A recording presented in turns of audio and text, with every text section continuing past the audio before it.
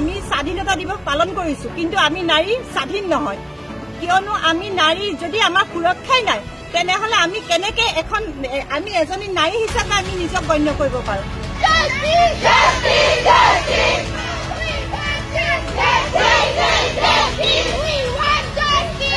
মৌমিতা দেৱনাথৰ ন্যায় বিচাৰি বিহালীত উত্তাল প্ৰতিবাদ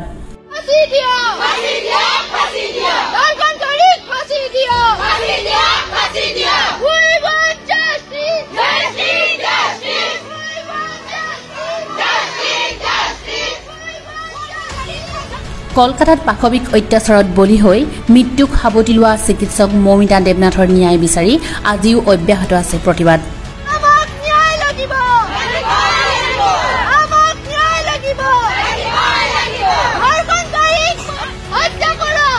আজি বিশ্বনাথৰ ৰতুৱা জিনজিয়াত ৱাৰিয়ৰ্ছৰ মহিলাসকলে দোষীক ফাঁচি দিয়াৰ দাবীৰে হাতে হাতে প্লেকাৰ্ড লৈ ৰাস্তাত ৰেলী কৰি প্ৰতিবাদ সাব্যস্ত কৰে কলিকতাত যি ডক্টৰ মৌমিতা দেৱনাথৰ হৈ পেলাই আমি আজি প্ৰতিবাদী কাৰ্যসূচী পালন কৰিছো তেখেতৰ আমি দোষীক ধৰ্ষণকাৰীক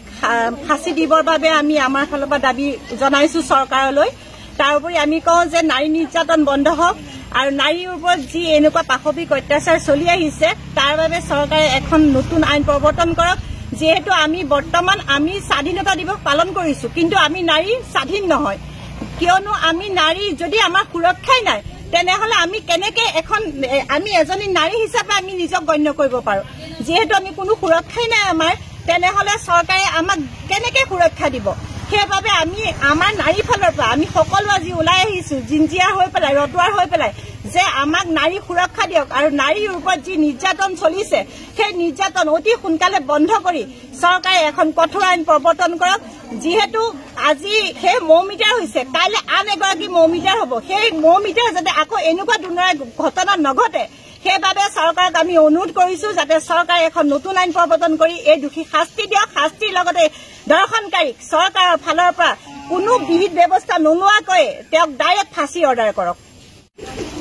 আমি আজি প্ৰতিবাদৰ দ্বাৰা আমি এইটোৱে ক'ব বিচাৰিছো যে জিনজিয়া আৰু ৰতুৱাৰ আমি সকলো নাৰী আমি আজি ওলাই আহিছো মৌমিতা চিকিৎসক মৌমিতাৰ দৰে যাতে পুনৰ যাতে এনেকুৱা ধৰণৰ ঘটনা নহয় চৰকাৰে সদায় কৈ আছে চিঞৰি চিঞৰি যে আমি নাৰীসকলক সুৰক্ষা দিছো কিন্তু আজি এনেকুৱা ধৰণৰ যে মৌমিতাৰ দৰে আৰু মাজে মাজে যিবিলাক ঘটনা হৈ আছে তাৰ দ্বাৰা কি প্ৰমাণ পাইছে যে আমাৰ সুৰক্ষা আমি সুৰক্ষিত নাই বাৰু সেইকাৰণে আমি যাতে পুনৰ যাতে এনেকুৱা ধৰণৰ ঘটনা নহয় আৰু কোনো ধৰণৰ মানে কোনো বেলেগ চিন্তা নকৰাকৈ আমি এইটোৱে বিচাৰিছো যে ধৰ্ষণকাৰীক ফাঁচি দিব লাগে এইটোৱে আমি নাৰীসকলে আমি তাৰ কাৰণে প্ৰতিবাদ কৰিছো আৰু